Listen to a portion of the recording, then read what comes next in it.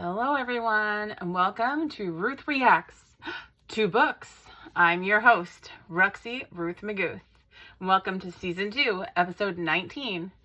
And we are reviewing today The Martian by Weir. And this is one of my favorite books ever. I said it, ever. It's definitely like in my top 3. It might be my favorite book ever. It might be the number 1, but I'm not 100% sure on that. So I'm going to say top 3 to be safe. This is the second time that I have read this book.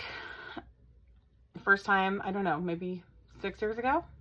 I think it was written in 2011 or something. So I don't know exactly when I first read it, but it was just as good the second time, even though I knew it was coming, but it was so good, and I can't wait to tell you about it. So what I do in this podcast is I read you the inside cover, kind of like what the story is on the back of the book, and I'll tell you what I rated it, I'll tell you what I liked, what I didn't like, and then I tell you a food that I've given you a link to, a blog post about a certain food that I associate with the book. I'll tell you about my nails that I'm wearing that I assigned to this book, and I think you can tell why I assigned this color from what the book's about, so you're not silly. All right, let's get to it with these old eyes. The Martian by Weir. A mission to Mars, a freak accident, one man's struggle to survive. 6 days ago, astronaut Mark Watney became one of the first people to walk on Mars. Now he's sure he'll be the first person to die there. After a dust storm nearly kills him and forces his crew to evacuate the planet while thinking him dead, Mark finds himself stranded on Mars' surface, completely alone with no way to signal Earth that he's alive. And even if he could get word out, his supplies will be gone years before a rescue could arrive. Chances are, though, Mark won't have time to starve to death. The damaged machinery, unforgiving environment, or plain old human error are much more likely to kill him first. But Mark's not ready to quit. Armed with nothing but his ingenuity and his engineering skills and a gallows sense of humor that proves to be his greatest source of strength, he embarks on a dogged quest to stay alive, using his botany expertise to grow food and even hatching a mad plan to contact NASA back on Earth. As he overcomes one seemingly insurmountable obstacle after the next, Mark begins to let himself believe he might make it off planet alive. But Mars has plenty of surprises in store for him yet. Grounded in real present-day science from the first page to the last, yet propelled by a brilliant and genius plot that surprises the reader again and again, The Martian is a truly remarkable thriller, an impossible-to-put-down suspense novel that manages to read like a real-life survival tale.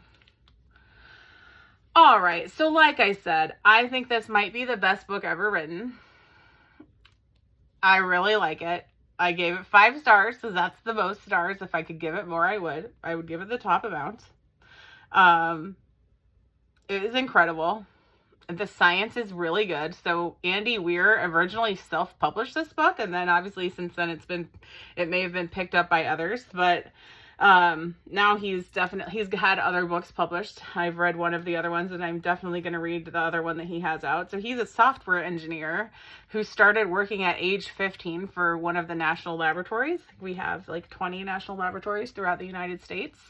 But his dad is a particle physicist. Now, as the child of several astrophysicists myself, I appreciate that because I think that has helped him to keep his science like very on point in his books, and you can tell from reading that his science has been very well looked over, and I appreciate that very much.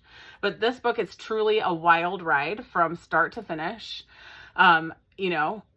In reality, is it likely that Mark Watney would have survived all the things that happened? Probably not, but it is a great, great story. The way that they weave in kind of telling us what's happening, whether we're hearing it from Mark Watney's perspective or from the perspective of the NASA folks on Earth.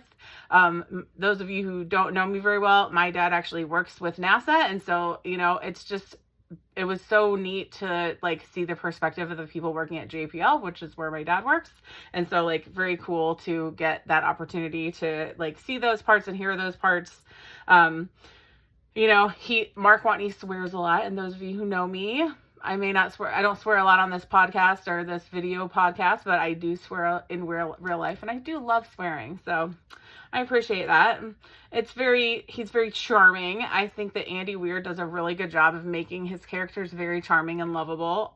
In fact, one of the things I was just thinking about with the 2 books that I've read by him, all of the characters are very lovable. Like, there's no bad guys. Like, there's no bad guy in this book. Like, the thing that we're fighting against is the planet, which isn't a bad guy, right? It's just he's trying to stay alive, and they're trying to figure out how to get him back. So it's not like there's a bad guy that we're fighting against, which is kind of a nice relief after all of the bad guys that we're fighting against in real life.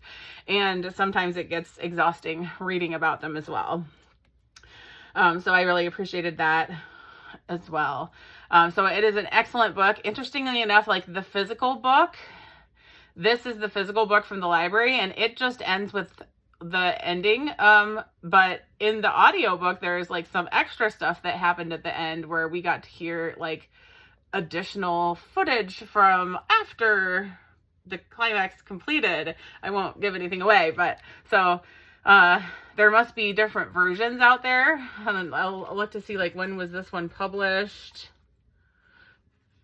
to see if this tells me maybe. Oh, where's my published page, people? Come on now. We all know that's got to be in here. Okay, 2000. So this one actually came out in 2011. So this must be the original. So he must have come out with another edition. Maybe this is the self-published copy, and then when he got published by a company, they released another version that had this additional stuff at the end. And then obviously y'all know there's a movie. The book, I have to say, obviously, I mean, y'all know it's definitely better than the movie. It has more in it. So there's more things that, like, they cut a lot of stuff out for the movie because they have to fit it in a couple of hours. So you don't get to see as much of the stuff that goes on. They do a good job in the movie for sure. My dad lives in LA, and he actually saw Matt Damon training for this movie, running up and down the 100-pound weight vest on these steps in Los Angeles. So it's pretty cool. And it is a good movie, but the book is definitely better. And so I'd recommend you read the book definitely before you watch the movie. I mean, it's just better because you get more of the story, and it's easy to read. It's written pretty simply, so you can fairly quickly get through it. So highly recommend. The other book that I read by him, I don't have a Ruth Reacts out about it because I read it while I was in the couple of years where I wasn't doing the Ruth Reacts, and that's Project Hail Mary, which is another space story about a different guy that's going out in space and trying to save the Earth. So that one's another good one. I don't think it's as good as The Martian, but it is definitely really good. I highly recommend that one as well, and also is really good as an audiobook as well as the other one. So read it. If there is a book for you to pick up if you haven't read The Martian, I highly recommend it. 100% 5 stars. So the food that I picked out and put you a recipe for, I won't tell you why, but potatoes come in handy in this book. So I have put out a recipe for potatoes many different ways. So there's fried mashed, twice baked, Dutch potatoes, creamed with peas, slow cooked and roasted, mashed, rustic with vegetables, skilled, braised, and much more in this blog post. So lots of different ways to cook those taters. Mix them, mash them, put them in a stew, as Gollum would say. So go ahead and check those out if you like potatoes, which I do. Mark Watney may be staying away from them, but I sure like them. And then for my nails, this is called Autumn Spice, but it is a sort of Mars colored sparkly nail, and so I picked it out because it kind of looked like the color of Mars, and the sparkles kind of reminded me of dust storms, although obviously much brighter and sparklier than a dust storm would be on Mars.